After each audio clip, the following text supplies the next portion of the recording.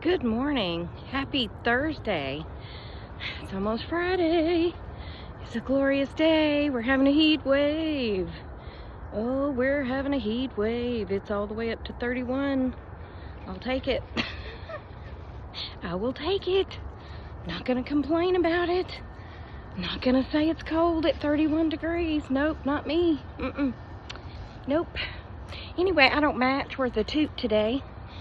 But this sweater's warm. I have on my Peace Sign sweatshirt. It does have blue in it. Yeah, so my hat matches my shirt, but it doesn't match my, it's fine. It doesn't matter, Tracy. So, yesterday when I posted my creepy dolls, someone, I can't remember who, I'm sorry, posted that she is afraid. That's not the word she used. I can't remember, terrified of creepy dolls and creepy clowns. And that reminded me of a story. So, many moons ago, when I worked at the sheriff's office, there were a group of us who would, sorry, I'm trying to pull my sleeve down over my hand, but not because it's cold. No, because it's not cold at all. There were a group of us who would go do things together. Mitzi and Devin and Denise and Ansley, and sometimes Tom and his family would come along. And we would go to Stone Mountain or went to see Barney with Denise and Ansley.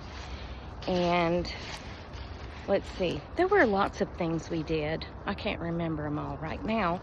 But one of the things that they were talking about doing was going to the circus. Barnum and Bailey circus was coming to town.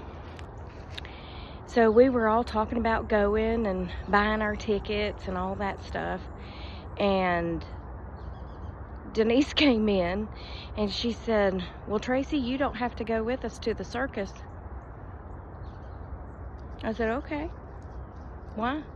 She said, "Because Ansley said that you're not going because you're afraid of clowns." I said, "Well, she's not wrong. I've never said that to her.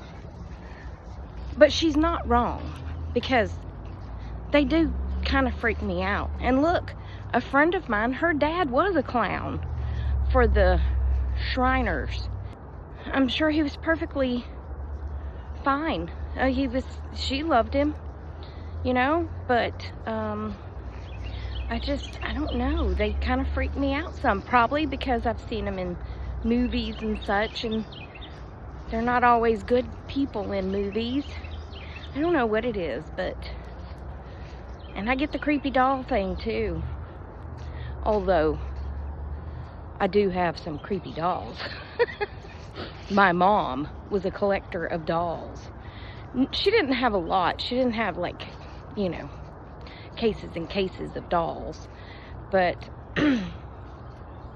when I would go to an antique store and they had a little primitive baby doll, the ones with the faces that crack, I forgot what they're made of, some sort of, I don't know what they're made of. They would have soft bodies and the hard heads, you know, the hard heads, and their face would be cracked, and maybe they didn't have hair, or, you know, had that molded hair on their head, whatever. I would buy it for her, and she would make a little dress for them. Talk about creepy. She's got some creepy ones.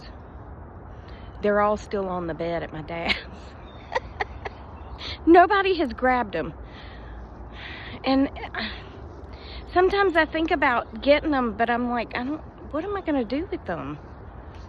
I mean, what am I going to do with them? I don't have room for anything else. I don't have room. I don't have storage room. I don't have room for these dolls. So they're just laying there, looking all cute and creepy at the same time. Anyway, that's my clown story. I didn't have to go to the circus because I was afraid of clowns. Okay, I'll take it, you know? Saved me like 30 or 40 bucks, however much it was going to cost me to go to the circus. Plus, when you got there, you had to buy stuff, you know. You can't just go and not get food and a drink and maybe a trinket. Oh, party time. Excellent. Please stand by. Hi, it's me again. I'm already almost to work.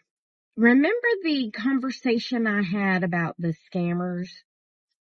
Well, for some reason, they left me alone. I might get 1, 2 a day, maybe. Well, why are we not going? All of a sudden, I'm getting inundated with all these scammers again, posting their love for me, along with 50 other, hundreds of other, thousands of other people in the world. I had one the other day send me a picture of his passport, which was expired, his driver's license from Pakistan, his resume, and a picture of himself, because he wants to come to the States. Okay, I don't know how you feel, but I don't know how someone can fall in love with someone whom they've never met. Well, that's not entirely true, because I forgot who it was. Someone in my family, a great uncle,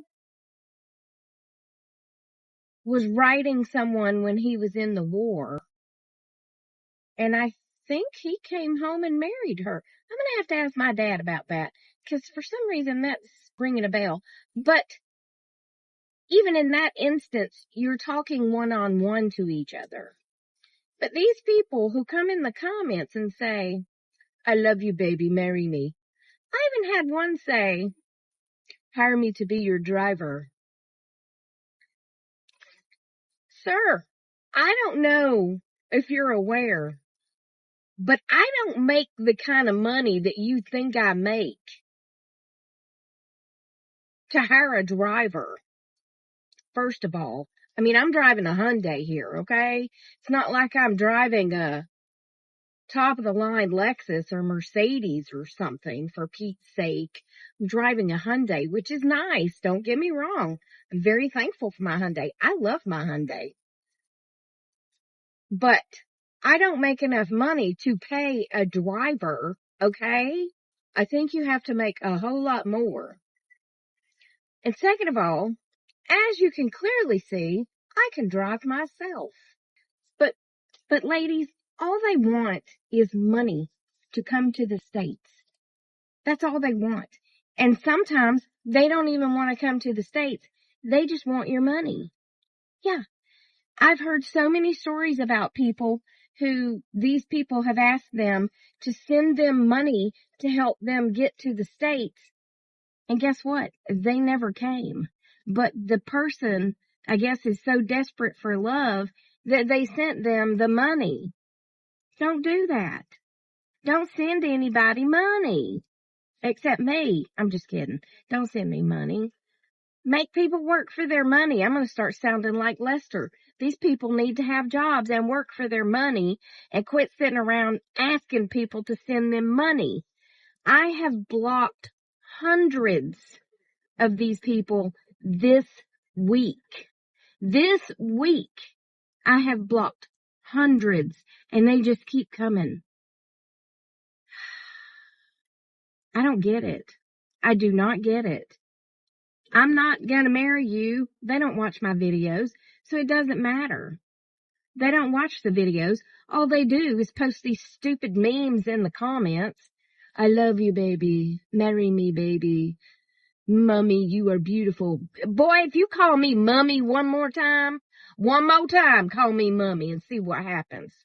Medea's going to come out. I am not your mommy. And if I was your mommy, I'd beat your tail for trying to take advantage of people. Yeah, I gotta go to work. Okay, bye. Hi. And just like that, it's the end of the day. Gosh, I got off right at 3. It's 3:40. I've been to the bank. I went by my boss's house to drop off my notebook. I went by my dad's house to look at his ear. And literally to look at his ear. It's all healed up, but he was just wanting to make sure because he can't see the back of his ear. And then Petco, because Penny's out of dog food. I was like, might as well go out now and get it and just be a few minutes late getting home rather than have to leave again. People are crazy today. Nobody knows how to drive. And I've been in a road rage where somebody flipped me off. And all because I wanted to move over. I know, shock and horror. Shock and horror that I turned on my blinker and kept waiting and waiting and waiting and was about to miss my turn and finally just kind of, I mean, there was plenty of room.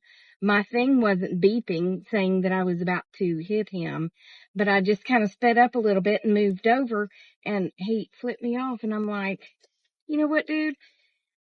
You've been riding right here all the way down the road with me and my blinker on trying to move over.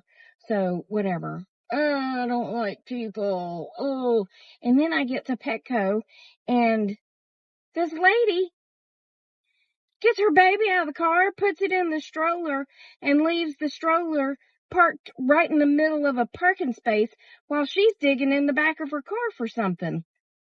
I was like, do you know how fast somebody could whip through that parking lot and pull in that parking space and hit the stroller and the baby in the stroller? Ma'am, you need to pay more attention.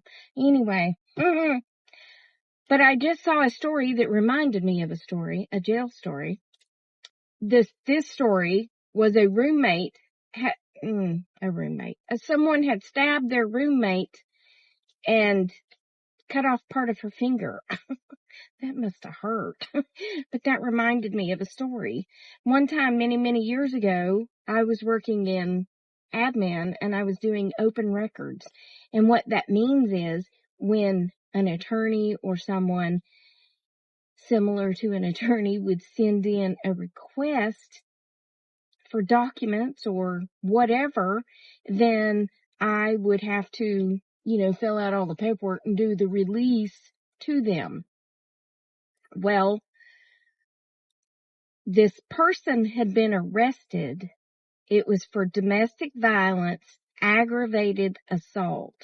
So she said that her girlfriend was moving out.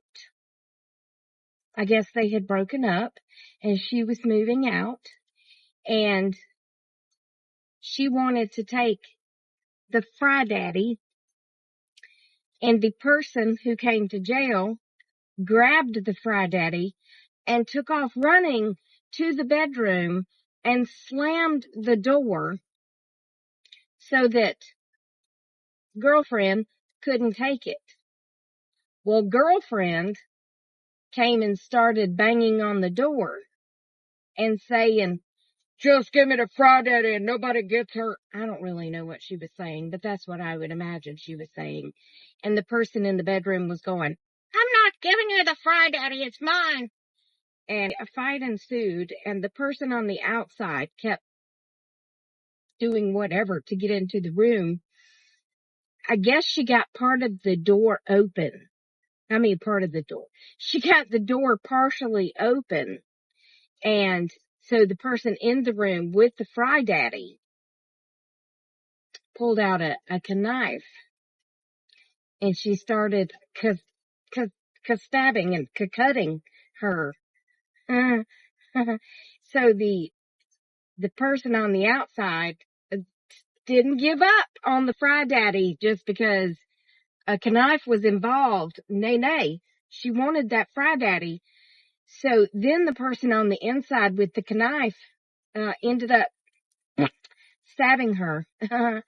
And anyway, long story short, it was my job to go to the jail and get the clothes she was wearing the day she came to jail, which just so happened to be covered in blood. Yes, blood. Yeah, and I had to check those out. They stayed in the plastic bag. Yes, they did.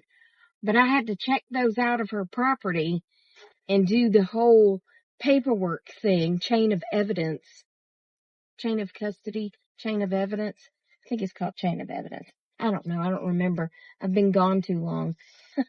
Then I had to go uptown and sit with this plastic bag filled with a bloody clothing for hours till I was called to come to court.